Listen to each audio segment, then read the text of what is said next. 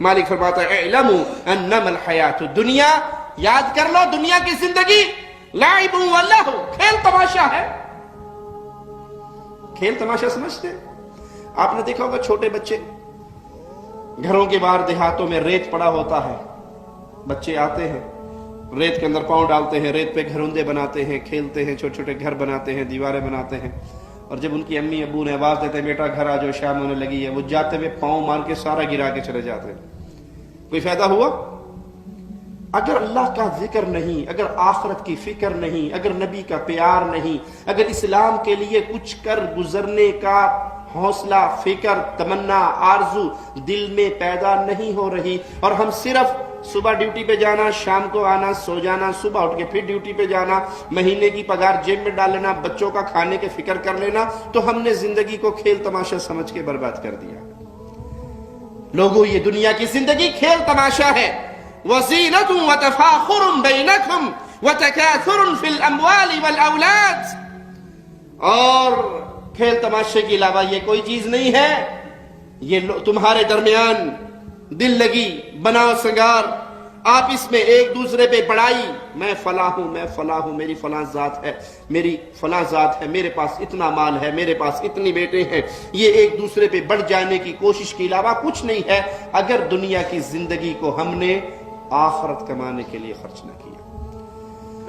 رسول کریم صلی اللہ علیہ وسلم فداہ ابی و امی آرام کر رہے کھجور کی ایک چٹائی پہ۔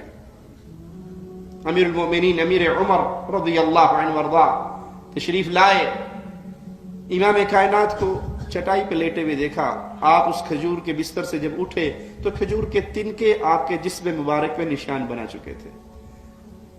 تو امیر عمر رونے لگے۔ آپ نے کہا عمر کیوں روتے ہو؟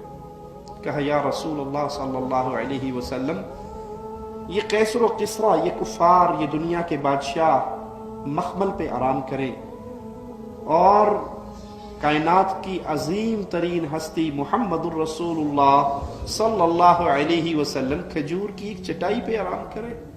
آپ ہمیں اجازت دیں، ہم آپ کے لیے بھی کوئی نرم گدے کا انتظام کرتے ہیں۔ آپ نے کہا عمر کیا تو اس بات پہ راضی نہیں ہے، یہ کفار اس دنیا کے اندر مزے کر لیں، ہم آخرت میں مزے کر لیں۔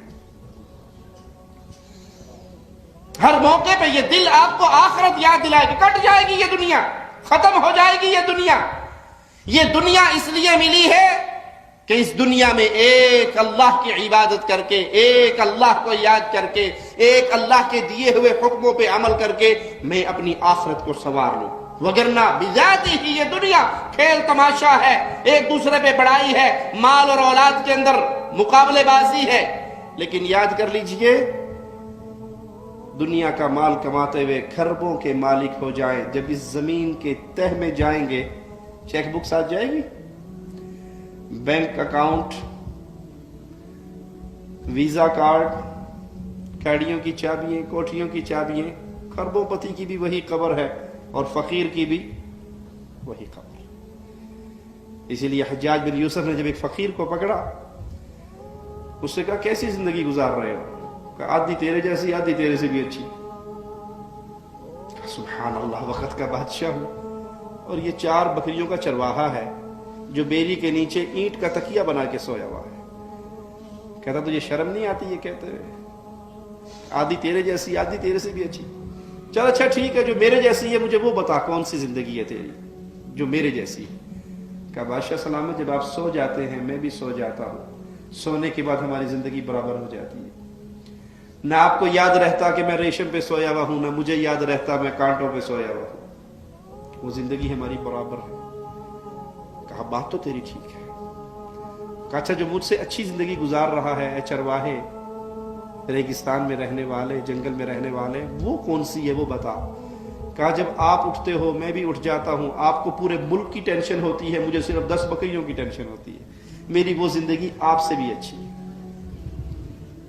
اگر اس دنیا میں اللہ کی یاد نہیں، اگر اس دنیا میں اسلام کے لیے کچھ کر جانے کا ہم اور غم نہیں، اگر اس دنیا میں اللہ کی دی ہوئی تعلیمات کو پھیلانے کا شعور، فکر ہمارے ارادوں میں نہیں ہے، تو یہ زندگی جانوروں کی زندگی ہے، ان سے بھی گئی گزری۔